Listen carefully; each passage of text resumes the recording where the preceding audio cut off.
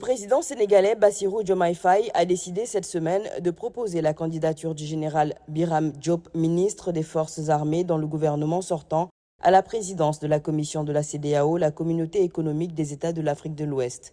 Cette candidature sera soumise à l'approbation du sommet des chefs d'État et de gouvernement de l'organisation prévue en juillet 2026. Selon les autorités sénégalaises, Birame Diop présente le profil requis pour conduire l'organe exécutif de la CEDEAO dans un contexte marqué par de multiples défis sécuritaires, politiques et institutionnels.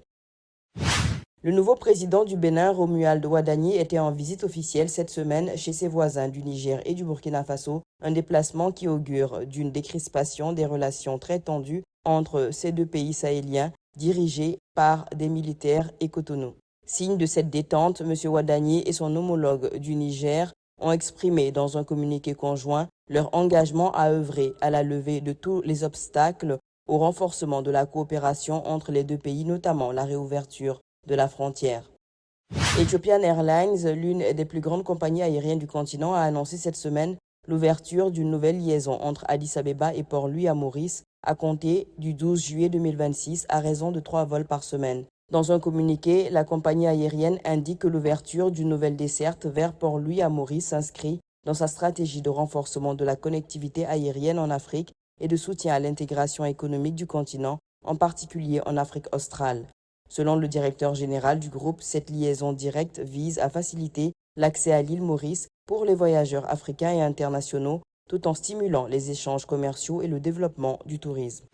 La sélection nationale de football marocaine occupe désormais la 7e place mondiale, le meilleur classement jamais atteint par les Lions de l'Atlas selon le classement mondial de la FIFA publié cette semaine. Avec un total de 1756,94 points, le Maroc gagne une place dans la hiérarchie mondiale et s'installe au 7e rang du classement de la FIFA. Il s'agit de la meilleure performance de son histoire depuis la création du classement mondial de l'instance internationale. Le Maroc se classe derrière la France, leader mondial, ainsi que l'Espagne, l'Argentine, l'Angleterre, le Portugal et le Brésil. Cette semaine, les autorités maliennes ont interdit la circulation de motos de 125 cm3 et plus sur tout le territoire, hormis la capitale et des chefs-lieux, selon un arrêté lu à la télévision nationale, alors que le pays fait face à une insurrection djihadiste. La moto est le seul moyen de déplacement privilégié des groupes djihadistes au Mali, plongé dans une crise sécuritaire inédite depuis plusieurs semaines et alors que les djihadistes imposent un blocus à Bamako.